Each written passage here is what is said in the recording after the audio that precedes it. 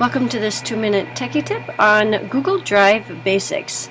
Our goal is to establish student-centered learning environments by promoting the transferable skills of creativity, communication, collaboration, and critical thinking. So let's get to it and learn about the basics about Google Drive. This is something you need to know. I know that I can log into my school or personal Google account by just going to google.com, and I will see a sign in button, and I have a previous account here that I made and I can sign in. So when I see my name here, I know that I am logged in to my account, and personal accounts would most likely say at gmail.com, but this tells me that my account gives me mail associated with this. I can search for images, and then my app grid gives me all these tools associated with my Google account. So they tend to work very similarly. School Google accounts will look a little bit different from personal Google accounts. Right. So the big business happens in the Drive. And in fact, I can manage from my Drive my docs, my slides, and my sheets. I can create sites separately. My mail app is going to be different, and my calendar is going to be a little different.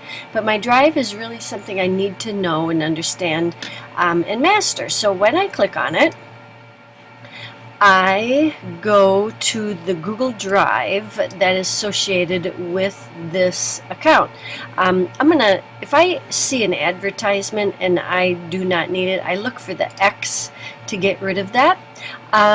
The Google Drive, I know I'm in my Drive, and people refer to it as your storage area or your filing cabinet. So this is where all of your files will be held, files that you create and files that people will share with you. Again, I am logged in as this account. Sometimes this is a grid view, and some people do not like it. Right here I have settings to change it to a list view, and this looks a little bit more familiar to a lot of people who have used the old Drive. So if I flip back and forth, I've got the grid view, but notice when I'm in list view, I get more information. I can see who the owner is. It'll tell me file size.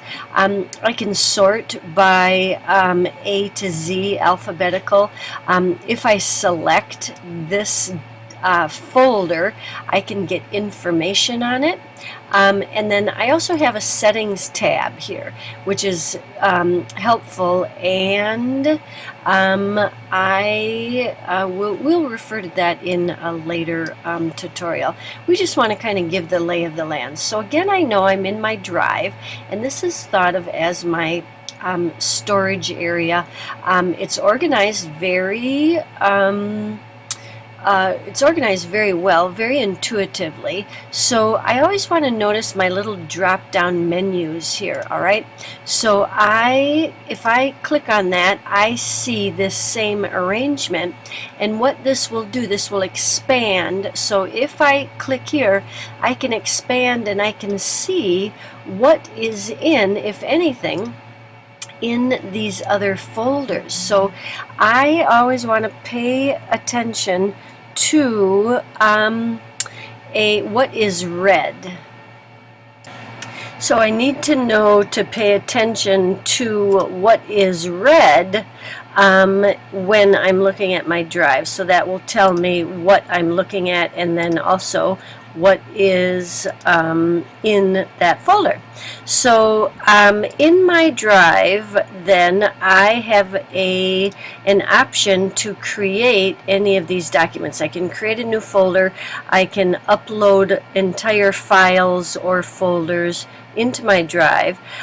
So if I'm just going to create a basic Google document, I can tell where that's going to go, and so I would want to give it a title, and then I am ready to add text and information.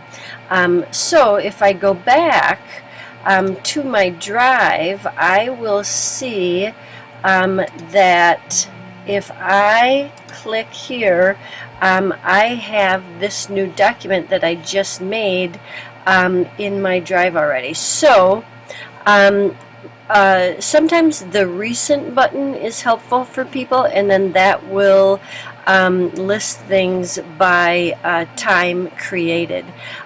So my new button is important, my recent button, but then incoming, I need to know things that people have shared with me, and that is where I'm going to look. So if someone says, hey, I shared that document with you, you're going to look in incoming, and then I can move that to my drive a couple of different ways. So these are already located in my drive. But if it is something new, then I have options, and I can here add this item to my drive, and then I can organize it in different ways. So I can organize this document by, I've got options here. I can share, I can move it, I can rename it, I can also just take it and put it in this folder. So if I decide I want that in this folder, here I've got that document I just created. So that's just kind of a basic orientation of the new Google Drive, and just so people aren't confused, it says incoming here in the new drive, and it previously said shared with me. That should about do it for the basics. And remember that with learning and creating technology, we can empower ourselves as learners and remove the limitations of the traditional classroom and teach and learn in ways that are previously inconceivable.